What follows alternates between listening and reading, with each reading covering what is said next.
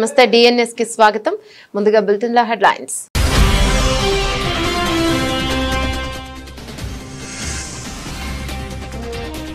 Ukraine కు మద్దతుగా నిలిచే దేశాలను లక్ష్యంగా చేసుకుంటామన్న పుతిన్. ఆ దేశాలను లక్ష్యంగా చేసుకునే హక్కు ఉందని స్పష్టీకరణ.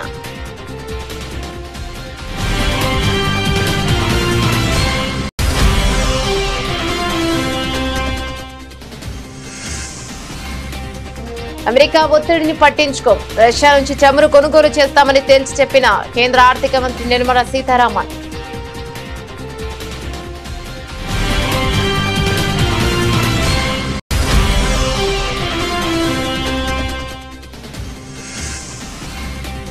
చైనాతో సరిహద్దు, పాక్తో ప్రాక్సీ యుద్ధం సహా భారత్ కు 6 ప్రధాన సవాళ్లు. సిడిఎస్ చౌహాన్ వ్యాఖ్యలు.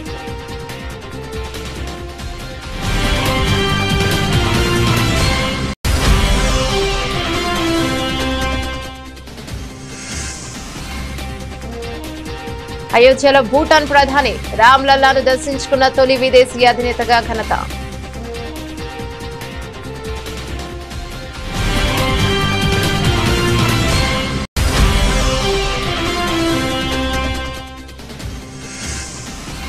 గత కేసీఆర్ ప్రభుత్వంపై సీఎం రేవంత్ రెడ్డి ఘాటు వ్యాఖ్యలు. రెవెన్యూ ఉద్యోగులను దొంగలుగా చిత్రీకరించిందంటూ ఆరోపణ.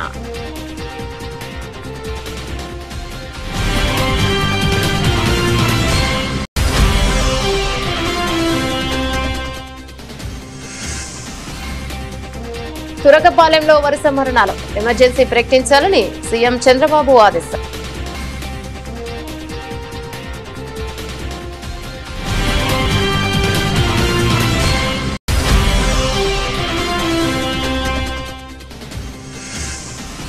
కవిత వ్యాఖ్యలపై స్పందించిన మాజీ మంత్రి హరీష్ రావు. ఉద్యమం నుంచి 25 ఏళ్లుగా తన ప్రస్థానం తెరిచిన పుస్తకమని వ్యాఖ్య.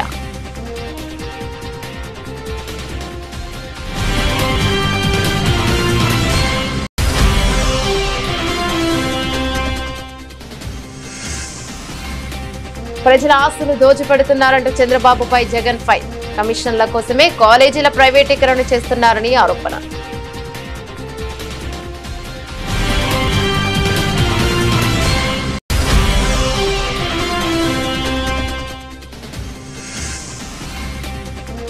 మహాగణపతికి భక్తుల ఘన వీడ్కోలు. మొదలైన ఖైరతాబాద్ గణేశుడి శోభయాత్ర.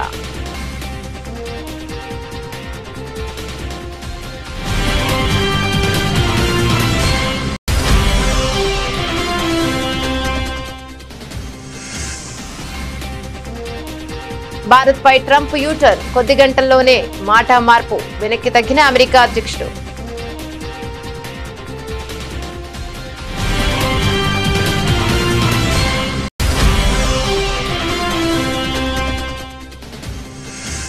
మెడికల్ కాలేజీలు ఆరోగ్యశ్రీ ప్రైవేట్ పరం చేసే నిర్ణయాలను వెనక్కి తీసుకోవాలి. ప్రభుత్వాన్ని డిమాండ్ చేసిన మాజీ మంత్రి శాఖ శైలజనాథ్.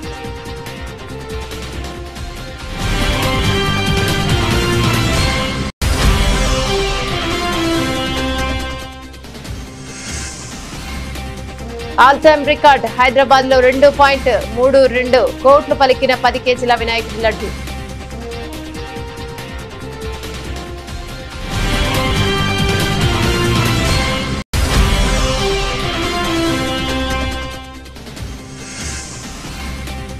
ఆసియా కప్ వేట షురు. దుబాయ్ లో ప్రాక్టీస్ ప్రారంభించిన భారత జట్టు. డిఫెండింగ్ ఛాంపియన్ గా బరిలోకి దిగుతున్న టీమిండియా.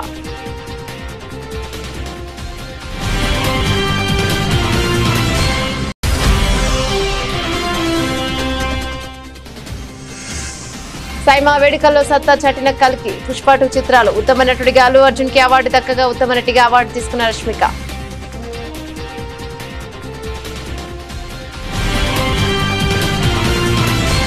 డీటెయిల్స్ చూస్తే, ఉక్రెయిన్ తో యుద్ధం కొనసాగుతున్న ప్రస్తుత పరిస్థితుల్లో తమకు వ్యతిరేకంగా వ్యవహరించే దేశాలను చట్టబద్దమైన లక్ష్యాలను పరిగణించే అధికారం తమకు ఉంటుందని రష్యా అధ్యక్షుడు వ్లాదిమిర్ పుతిన్ స్పష్టం చేశారు. ఉక్రెయిన్ కు మద్దతుగా ఆ దేశంలో తమ సైనిక దళాలను మోహరించే ఏ దేశాలనైనా తమ సైన్యం లక్ష్యంగా చేసుకుంటోందని ఆయన హెచ్చరించారు. ఉక్రెయిన్ కు అనుకూలంగా బలగాలను మోహరించడం దీర్ఘకాలిక శాంతికి ఏమాత్రం దోహదం చేయదని పుతిన్ అభిప్రాయపడ్డారు. పశ్చిమ దేశాలతో ఉక్రెయిన్ కొనసాగిస్తున్న సన్నిహిత సైనిక సంబంధాలే ప్రస్తుత సంఘర్షణకు ప్రధాన కారణమని ఆయన పేర్కొన్నారు. ఇరు దేశాల మధ్య శాంతి చర్చలు సఫలమై యుద్ధం ముగిస్తే ఉక్రెయిన్కు మద్దతుగా ఇతర దేశాల సైనిక దళాలను మోహరించాల్సిన అవసరం ఏమిటని ఆయన ప్రశ్నించారు. నిజంగానే దీర్ఘకాలిక శాంతిని కాంక్షిస్తే సైనిక బలగాలను మోహరింపు అవసరం లేదని పుతిన్ తేల్చి చెప్పారు. రష్యా నుంచి చమురు కొనుగోలు విషయంలో అమెరికా నుంచి వస్తున్న ఒత్తిళ్లకు భారత్ తలొగ్గే ప్రసక్తే లేదని కేంద్ర ఆర్థిక మంత్రి నిర్మలా సీతారామన్ స్పష్టం చేశారు. కేవలం దేశ ప్రయోజనాలను అవసరాలను దృష్టిలో ఉంచుకునే తమ నిర్ణయాలు ఉంటాయని ఆమె తేల్చి చెప్పారు. రష్యా నుంచి చమురు కొనుగోలును కొనసాగిస్తామని కుండబద్దలు కొట్టారు. ఈ విషయం రష్యా చమురు అయినా మరేదైనా సరే మాకు ఏది అనుకూలంగా ఉంటే ఆ నిర్ణయమే తీసుకుంటాం. ముఖ్యంగా ధర, రవాణా వంటి అంశాలను పరిగణలోకి తీసుకుంటాం. విదేశీ మారక ద్రవ్యం భారీగా ముడిపడి చమురును ఎక్కడి నుంచి కొనాలనేది పూర్తిగా మా అవసరాలపై ఆధారపడి ఉంటుంది. కాబట్టి మేం నిస్సందేహంగా రష్యా నుంచి చమురు కొనుగోలు చేస్తామని ఆమె వివరించారు. దేశ దిగుమతులలో బిల్లులో అత్యధిక వాటా ముడి చమురుదేనని ఆమె మరోసారి గుర్తు చేశారు. రష్యా నుంచి చమురు కొనుగోలు చేయడం ద్వారా ఉక్రెయిన్ యుద్ధానికి భారత్ పరోక్ష ఆర్థిక సాయం అందిస్తోందని అమెరికా అధ్యక్షుడు డొనాల్డ్ ట్రంప్ తీవ్ర ఆరోపణలు చేసిన విషయం తెలిసిందే. ఈ నేపథ్యంలోనే ఆగస్టు 27 నుంచి భారత్ పై మొత్తం 50% దిగుమతి సుంకాన్ని ఆయన విధించారు. ఈ పరిణామాల నేపథ్యంలో నిర్మలా సీతారామన్ చేసిన వ్యాఖ్యలు ప్రాధాన్యం సంతరించుకున్నాయి. భారతదేశ జాతీయ భద్రతకు సంబంధించిన 6 కీలక సవాళ్లు ఉన్నాయని వీటిని ఎదుర్కొనేందుకు దేశం నిరంతరం సిద్ధంగా ఉండాలని chief defence staff CDS general Anil Chauhan స్పష్టం చేశారు. భవిష్యత్తులో యుద్ధాలు కేవలం భూమి, ఆకాశం, సముద్రానికే పరిమితం కాదని బహుముఖ రంగాల్లో పోరాటానికి సన్నద్ధం కావాలని ఆయన పిలుపునిచ్చారు. గోరఖ్పూర్ లో జరిగిన ఒక కార్యక్రమంలో ఆయన మాట్లాడుతూ దేశం ఎదుర్కొంటున్న సవాళ్లలో చైనాతో పరిష్కారం కాని సరిహద్దు వివాదమే అతి పెద్దదని సిడిఎస్ చౌహాన్ నొక్కి చెప్పారు. 1000 గాయాలతో భారత్ ను తీయాలి అనే పాకిస్తాన్ ప్రాక్సీ యుద్ధ వ్యూహం రెండో ప్రధాన సవాలు అని ఆయన పేర్కొన్నారు. ఈ సమస్యలు తాత్కాలికమైనవి కావని నిరంతరంగా కొనసాగుతున్నాయని, అందుకే వ్యూహాత్మక సంసిద్ధత అత్యంత అవసరమని ఆయన తెలిపారు. సిడిఎస్ వివరించిన ఇతర సవాళ్లలో పొరుగు దేశాల్లో నెలకొన్న రాజకీయ, సామాజిక, ఆర్థిక అస్థిరత మూడోదిగా ఉంది. దీనివల్ల బయట శక్తులు జోక్యం చేసుకునేందుకు ఆస్కారం ఏర్పడుతోందని ఆయన అన్నారు. యుద్ధ స్వరూపం పూర్తిగా మారిపోవడం 4వ సవాలని. ప్రస్తుత స్పేస్, సైబర్ స్పేస్ వంటి రంగాలకు కూడా పోరాటాలు విస్తరించాయని వివరించారు. పాకిస్తాన్, చైనాల అణ్వాయుధ సామర్థ్యాలు 5వ సవాలు కాగా సైనిక టెక్నాలజీలో వస్తున్న వేగవంతమైన మార్పులు 6వ సవాలని ఆయన పేర్కొన్నారు. राष्ट्रीय सुरक्षा कोई साधारण विषय नहीं है। इसका लेख जो है प्रोफेसर हर्ष जी ने पहले ही बताया।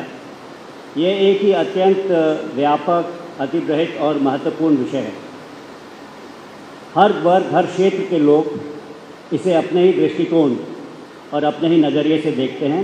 इसका एक बहुत अच्छा एग्जाम्पल हर्ष जी ने दिया था, एक हाथी का, जिसके सामने जो है 7 लोगों को जिनकी आंखों पे पट्टियाँ थी, उनसे पूछा गया कि उसके बारे में वो क्या समझते हैं, और सबका अलग अलग दृष्टिकोण था, लेकिन विषय एक ही था।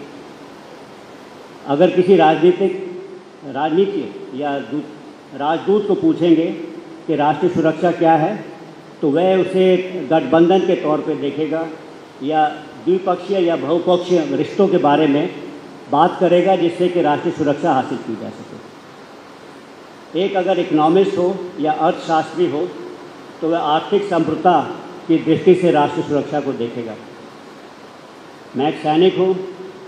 मैंने 44 साल अपनी सर्विस जो है यूनिफॉर्म में बिताई है, और मेरा जो दृष्टिकोण है वो थोड़ा सा भिन्न होगा, अलग होगा।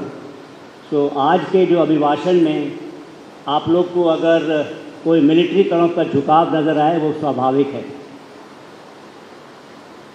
भारतवर्ष के सबसे वास्तविक रणनीतिक विचारक, ओरिजिनल स्ट्रैटेजिक थिंकर चाणक्य से मुझे यकीन है आप सब लोग परिचित होंगे। उन्होंने अपने ग्रंथ अर्थशास्त्र में राष्ट्र के लिए 4 प्रमुख प्रकार के खतरों का वर्णन किया था। सबसे पहला था आंतरिक खतरे, इंटरनल थ्रेट्स। ये खतरे राष्ट्र के भीतर उत्पन्न होते हैं, जैसे अंदरूनी विद्रोह, क्रांति, आंतरिक अशांति और अलगाववाद। భూటాన్ ప్రధానమంత్రి దాసో షెరింగ్ టొబ్గే అయోధ్య శ్రీరాముడి ఆలయాన్ని దర్శించుకున్నారు. ఈ పవిత్ర క్షేత్రాన్ని సందర్శించిన తొలి విదేశీ దేశాధినేతగా ఆయన నిలిచారు. ప్రస్తుతం 4 రోజుల భారత పర్యటనలో ఉన్న టొబ్గే తన భార్య తాపి డోమాతో కలిసి అయోధ్యకు వచ్చేశారు. ఇక ఈ పర్యటన ఒక చారిత్రక మైలురాయి అని భారత విదేశాంగ శాఖ అభివర్ణించింది. దాదాపుగా 1:40 పాటు టొప్కే దంపతుల ఆలయ ప్రాంగణంలో గడిపారు. గర్భగుడిలో రామ్ లల్లాకు ప్రత్యేక పూజలు నిర్వహించారు. అనంతరం రామ్ దర్బార్ ఆలయాలతో పాటు కుబేరతిల, జటాయు, సప్త మండపాలను కూడా సందర్శించారు. ఆలయ నిర్మాణ పనులను ఆసక్తిగా గమనించారు. శ్రీరామ్ జన్మభూమి తీర్థ క్షేత్ర ట్రస్ట్ ప్రధాన కార్యదర్శి చంపత్ రాయ్ వారికి స్వాగతం పలికి ఆలయ విశేషాలను వివరించారు.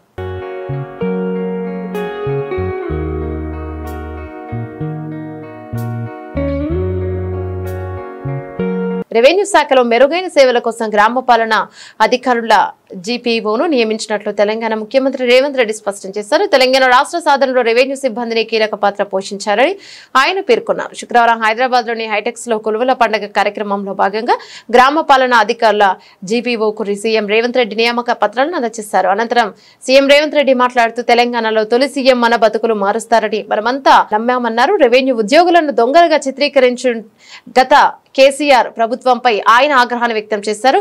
ప్రజలను దోచుకున్నది రెవెన్యూ ఉద్యోగులే అన్నట్లుగా చిత్రీకరించిందని ఆయన విమర్శించారు. భూమికి తెలంగాణ ప్రజలకు విడదీయరాని అనుబంధం ఉందని ఇక సందర్భంగా ఆయన అభిప్రాయపడ్డారు. చరిత్రలో భూమి చుట్టూ జరిగిన ఉద్యమాలు ఎన్నో ఉన్నాయని పేర్కొన్నారు. గతంలో కాంగ్రెస్ పార్టీ అధికారంలో ఉన్నప్పుడే పోడు భూముల పంపిణీ చేసిందని గుర్తు చేశారు. గత పాలకులు భూములను కొలగొట్టేందుకే ధరణిని తీసుకొచ్చారని ఆరోపించారు. భూ సమస్యల పరిష్కారం కాకుండా మిమ్మల్ని బలి పశువులను చేశారంటూ ప్రజలను ఉద్దేశించి ఆయన వ్యాఖ్యానించారు. ఆ పాపాలు బయటకు వస్తాయనే వీఆర్ఏలను తొలగించారని వివరించారు. కూలిపోయిన కాళేశ్వరాన్ని చూపించి ఆ పార్టీని రద్దు చేస్తారా, లేకపోతే వాళ్ళందరినీ వీళ్ళని తొలగించినట్టు మొత్తం ఉద్యోగాల నుంచి తొలగించడానికి అవకాశం ఉందా అని నేను అడిగిన. నిజంగానే చిన్నదో పెద్దదో తప్పు జరిగితే మొత్తం వ్యవస్థనే రద్దు చేసిండు. 1,00,000 కోట్లు ఖర్చు పెట్టిన కాళేశ్వరం కట్టడం కూలడం 3 ఏళ్లలోనే జరిగిపోయింది. మరి వాళ్ళనేమనాలి, వాళ్ళకేం శిక్ష విధించాలనో నేను కాదు, ఈ ప్రశ్న నేను అడగను. వేలాది మంది గ్రామ పాలన అధికారులు గ్రామాన వాళ్ళే అడుగుతారు, వాళ్ళే సమర్థించుకుంటారు, వాళ్ళే పేదలకు సేవలు చేస్తారు,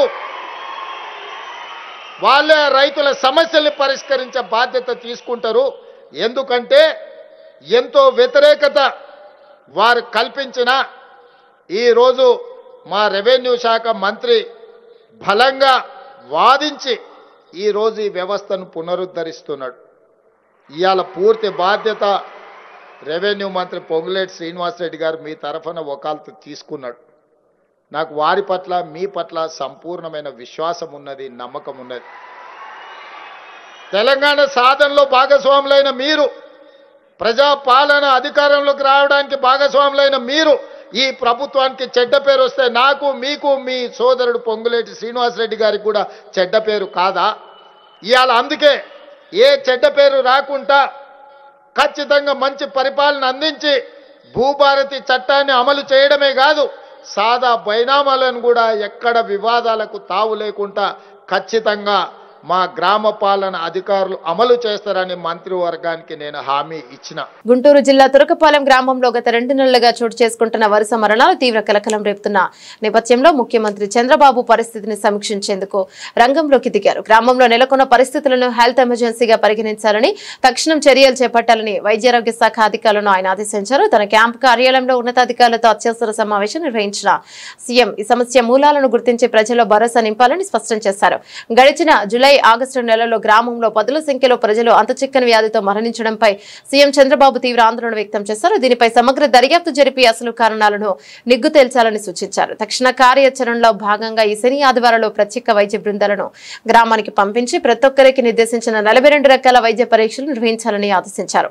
సోమవారం నాటికి గ్రామస్తులందరినీ హెల్త్ ప్రొఫైల్ సిద్ధం చేసి తనకు నివేదించాలని గడువు విధించారు. అనారోగ్యంతో తీవ్రంగా బాధపడుతున్న వారిని వెంటనే ఆసుపత్రులకు తరలించి మెరుగైన చికిత్స అందించాలని స్పష్టం చేశారు. మాజీ మంత్రి బీఆర్ఎస్ నేత హరీష్ రావుపై ఇటీవల కల్వకుంట్ల కవిత తీవ్ర స్థాయిలో విమర్శలు చేసిన విషయం విదితమే. కవితను పార్టీ నుంచి సస్పెండ్ చేసిన నేపథ్యంలో ఆమె ఎమ్మెల్సీ పదవికి రాజీనామా చేశారు.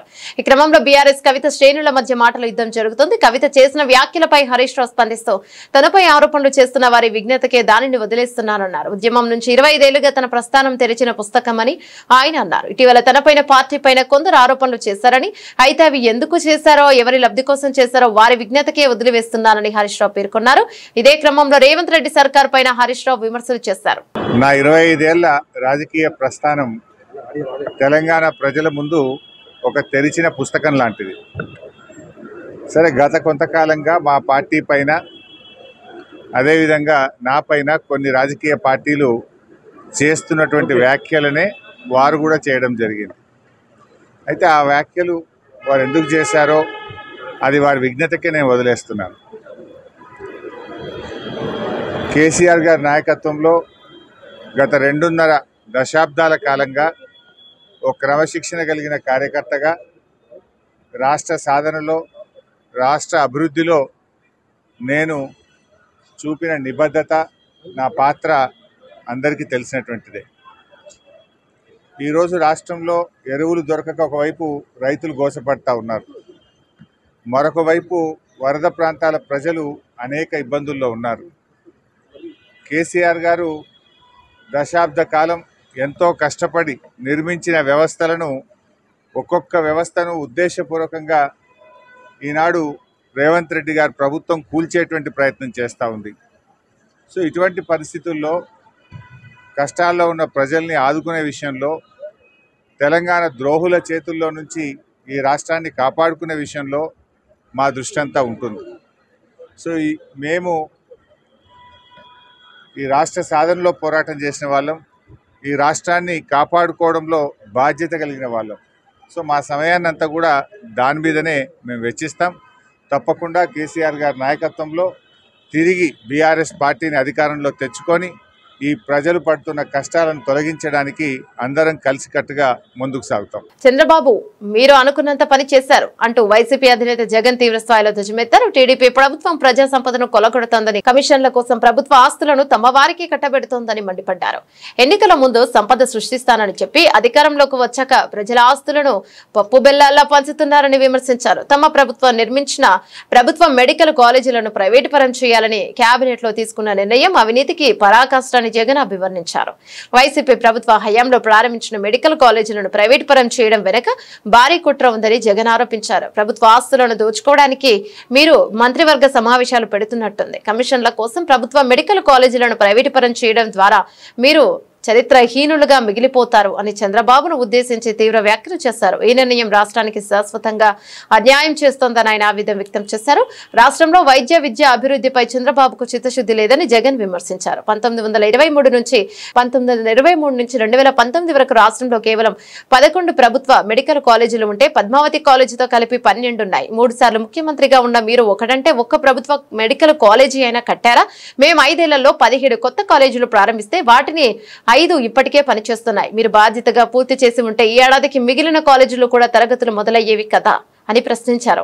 వైసీపీ ప్రభుత్వం వచ్చాక రాష్ట్రంలో ఎంబీబీఎస్ సీట్లు 2360 నుంచి 4910కి పెరిగాయని, తమ హయాంలోనే సుమారు 800 కొత్త సీట్లు అందుబాటులోకి వచ్చాయని జగన్ గుర్తు చేశారు. తమ పిల్లలను డాక్టర్లు చేయాలని తల్లిదండ్రులు ఆస్తులు అమ్ముకుని ఉక్రెయిన్, రష్యా వంటి దేశాలకు పంపిస్తున్నారు.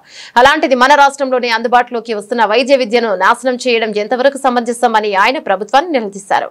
భూముల కోసమే కుట్రపూరిత ప్లాన్ ప్రభుత్వ మెడికల్ కాలేజీలు రావడం వల్ల ఆ ప్రాంతంలో భూముల విలువ అమాంతం పెరిగిందని, ఆ భూములు భవనాలను కట్టేయడానికి ప్రైవేటీకరణ ప్లాన్ చేశారని జగన్ ఆరోపించారు. పులివెందుల కాలేజీకి ఎన్ఎంసీ సీట్లు ఇస్తే వద్దంటూ లేఖ రాసినప్పుడే మీ కుట్ర బయటపడింది. పేదలకు సూపర్ స్పెషాలిటీ సేవలు అందకుండా అడ్డుకుంటున్నారు అని విమర్శించారు.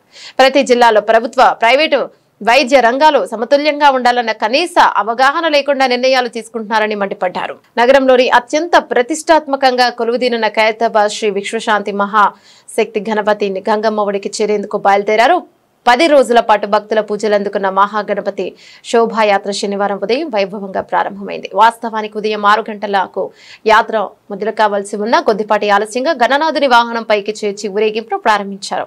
69 అడుగుల ఎత్తు, 50 టన్నుల బరువున్న ఈ భారీ విగ్రహాన్ని హుస్సేన్ సాగర్ కు తరలించేందుకు ఎస్టీసీ ట్రాన్స్పోర్ట్ కు చెందిన 26 టైర్ల ప్రత్యేక వాహనాన్ని వినియోగిస్తున్నారు. దాదాపు 100 టన్నుల బరువును మోయగల సామర్థ్యం ఉన్న ఈ భారీ ర్యాలీపై మహాగణపతిని నిమజ్జన ప్రాంతానికి తీసుకెళ్తున్నారు.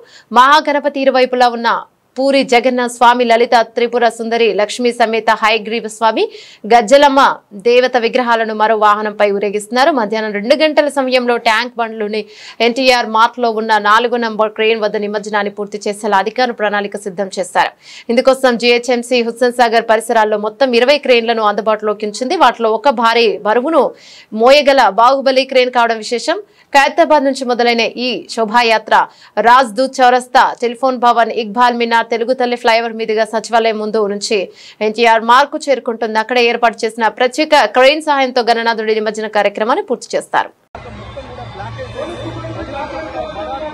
భారత్ పై అమెరికా అధ్యక్షుడు డొనాల్డ్ ట్రంప్ తన వైఖరిని గంటల వ్యవధిలోనే మార్చుకున్నారు. ముందుగా భారత్ ను అమెరికా కోల్పోయిందంటూ సంచలన వ్యాఖ్యలు చేసి ఆ తర్వాత మాట మార్చారు. తన social media platform truth social China అధ్యక్షుడు షీ జిన్పింగ్, రష్యా అధ్యక్షుడు వ్లాదిమిర్ పుతిన్ తో భారత ప్రధాని నరేంద్ర మోదీ ఉన్న చిత్రాన్ని పోస్ట్ చేసిన ట్రంప్ భారత్ రష్యాలను మనం చైనాకు కోల్పోయినట్లు కనిపిస్తోంది అని వ్యాఖ్యానించారు. వ్యాఖ్యలు తీవ్ర చర్చనీయాంశం కాగా కొద్ది గంటల తర్వాత వైట్ హౌస్ లో జరిగిన మీడియా సమావేశంలో ఆయన భిన్నంగా స్పందించారు.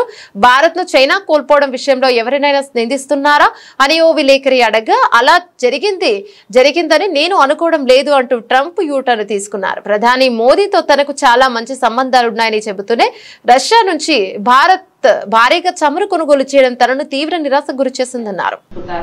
I don't think we have. I've been very disappointed that India would be buying so much oil, as you know, from Russia, and I let them know that. We put a very big tariff on India, 50% tariff, very high tariff. I get along very well with Modi, as you know. He's great. He was here a couple of months ago. In fact, we went to the Rose Garden and it was the grass. వేల కోట్ల రూపాయల విలువైన ప్రభుత్వ medical college ఆస్తులపై కన్నేసిన చంద్రబాబు వాటిని దోచుకోవడానికి PPP విధానం తీసుకొచ్చారని, ప్రజారోగ్యాన్ని పనంగా పెట్టి మరి ట్రస్ట్ మోడల్లో ఉన్న ఆరోగ్యశ్రీని హైబ్రిడ్ మోడల్లోకి మారుస్తున్నారని మాజీ మంత్రి షాకే శైలజనాథ్ ఆగ్రహం వ్యక్తం చేశారు. అనంతరం వైఎస్ఆర్సీపీ కార్యాలయంలో ఆయన మీడియాతో మాట్లాడుతూ ప్రభుత్వ మెడికల్ కాలేజీలను ప్రైవేట్ పరం చేయాలన్న ప్రభుత్వ నిర్ణయాన్ని తక్షణం వెనక్కి తీసుకోవాలని డిమాండ్ చేశారు. ప్రజలకు ఉచితంగా మెరుగైన వైద్యాన్ని అందించాల్సిన బాధ్యత నుంచి అక్రమంగా తప్పుకునేందుకే సీఎం చంద్రబాబు ఇటువంటి తప్పుడు నిర్ణయాలు తీసుకుంటున్నారని ధ్వజమెత్తారు. అత్యంత దుర్మార్గమైన నిర్ణయాలు చేశాడు. ఒకటి, ప్రైవేట్ మెడికల్ కాలేజీని ఆంధ్రప్రదేశ్ రాష్ట్రంలో పెడతాము పీపీపీ మోడ్ కింద అని 10 కాలేజీలు పెడతా ఉన్నామని చెప్పుకున్నాడు చంద్రబాబు నాయుడు గారు. ఇంత దుర్మార్గమైన ఆలోచన, మోసపూరితమైన వైఖరి మీకు తప్ప ఇంకెవరికి ఉండదని చెప్పడానికి ఏమాత్రం కూడా సంకోచం పడడం లేదు. జిల్లాకొక్క ప్రభుత్వ ఆధ్వర్యంలోనే మెడికల్ కాలేజీ ఉండాలి అని జగన్మోహన్ రెడ్డి గారి యొక్క గొప్ప నిర్ణయం మేరకు ప్రతి జిల్లాలో కూడా ఒక ప్రభుత్వ మెడికల్ కళాశాల స్థాపించే ప్రయత్నం చేశారు. ఒక ప్రభుత్వ మెడికల్ కళాశాల స్థాపించడం అంటే వివిధ స్థాయిల్లో ఉన్న ప్రజా ఆరోగ్య రంగాన్ని బలోపేతం చేయడం. మీరు అధికారంలోకి వచ్చినప్పటి నుంచే మీ యొక్క దుష్ట బుద్ధిని బయట పెడతా వచ్చారు.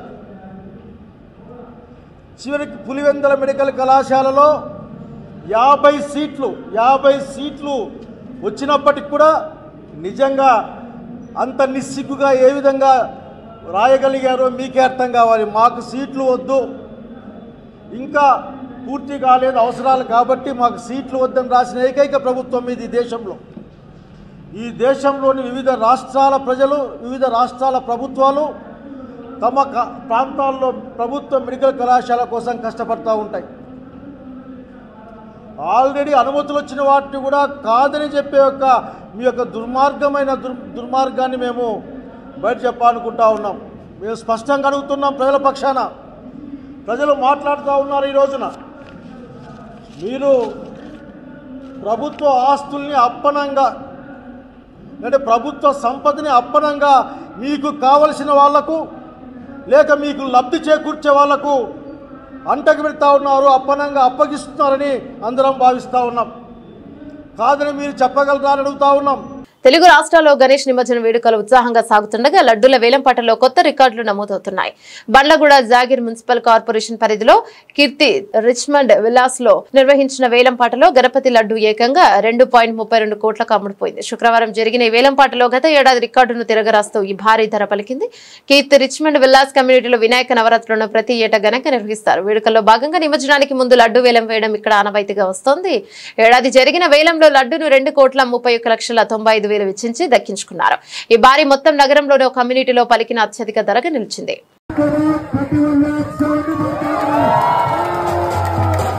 ఆసియా కప్ లో టైటిల్ నిలబెట్టుకునే లక్ష్యంతో డిఫెండింగ్ ఛాంపియన్ భారత క్రికెట్ జట్టు తమ సన్నాహకాలను ప్రారంభించింది.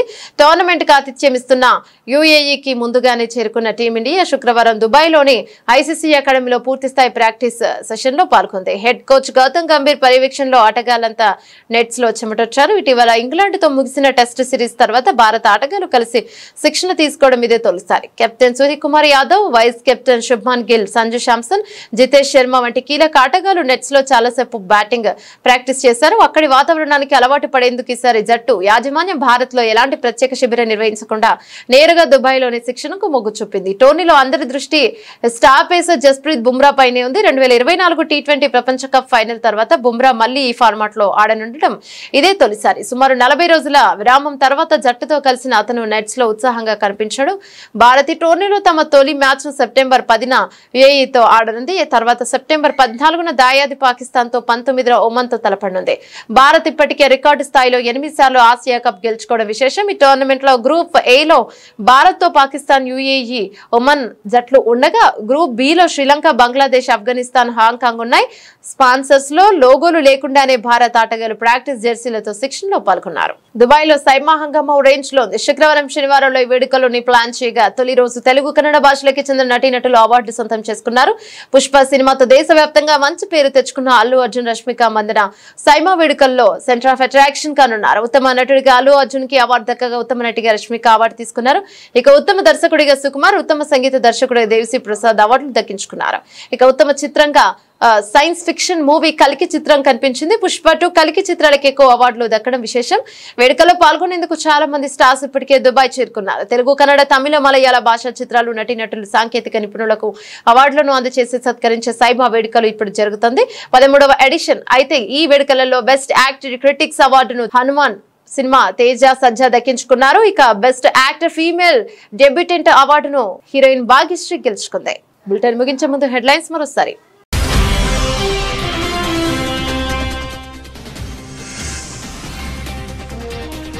ఉక్రెయిన్ కు మద్దతుగా నిలిచే దేశాలను లక్ష్యంగా చేసుకుంటామన్న పుతిన్. ఆ దేశాలను లక్ష్యంగా చేసుకునే హక్కు ఉందని స్పష్టీకరణ.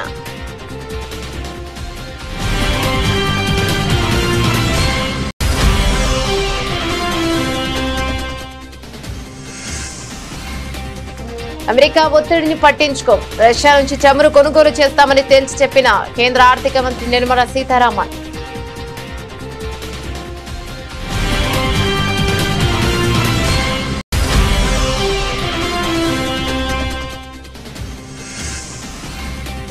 చైనాతో సరిహద్దు, పాక్ తో ప్రాక్సీ యుద్ధం సహా భారత్ కు 6 ప్రధాన సవాళ్లు. సిడిఎస్ చౌహాన్ వ్యాఖ్యలు.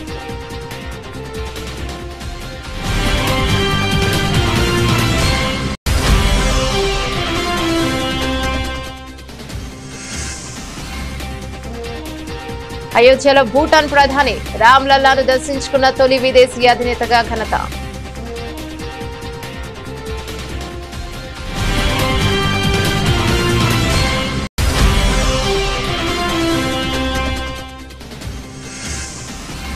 గత కేసీఆర్ ప్రభుత్వంపై సీఎం రేవంత్ రెడ్డి ఘాటు వ్యాఖ్యలు. రెవెన్యూ ఉద్యోగులను దొంగలుగా చిత్రీకరించిందంటూ ఆరోపణ.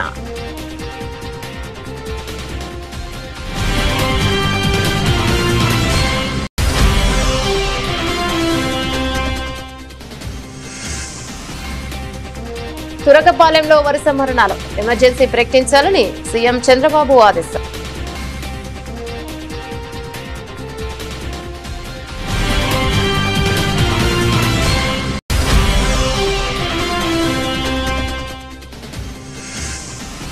కవిత వ్యాఖ్యలపై స్పందించిన మాజీ మంత్రి హరీష్ రావు. ఉద్యమం నుంచి 25 ఏళ్లుగా తన ప్రస్థానం తెరిచిన పుస్తకమని వ్యాఖ్య.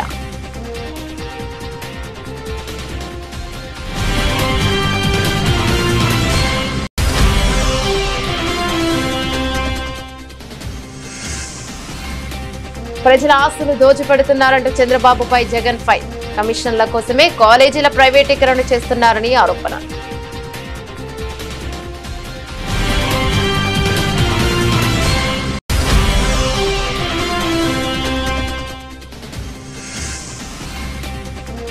మహాగణపతికి భక్తుల ఘన వీడ్కోలు. మొదలైన ఖైరతాబాద్ గణేశుడి శోభయాత్ర.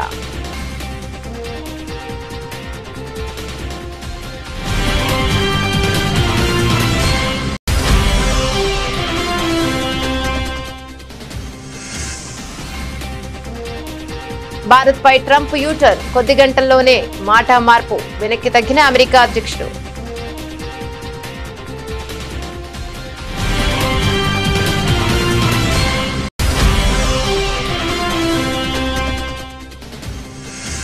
మెడికల్ కాలేజీలు ఆరోగ్యశ్రీ ప్రైవేట్ పరం చేసే నిర్ణయాలను వెనక్కి తీసుకోవాలి.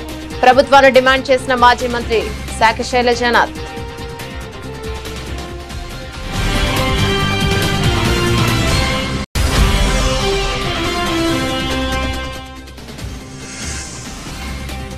All time record. హైదరాబాద్ లో 2.32 కోట్లు పలికిన 10 కేజీల వినాయకుడి లడ్డు.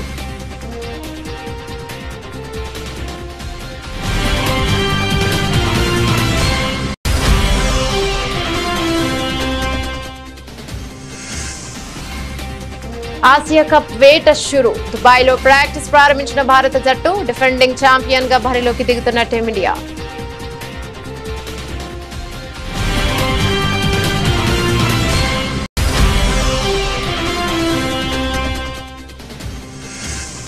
సైమా వేడుకల్లో సత్తా చాటిన కల్కి. పుష్ప 2 చిత్రాలు. ఉత్తమ నటుడిగా అల్లు అర్జున్ కి అవార్డు దక్కగా ఉత్తమ నటిగా అవార్డు తీసుకున్న రష్మిక.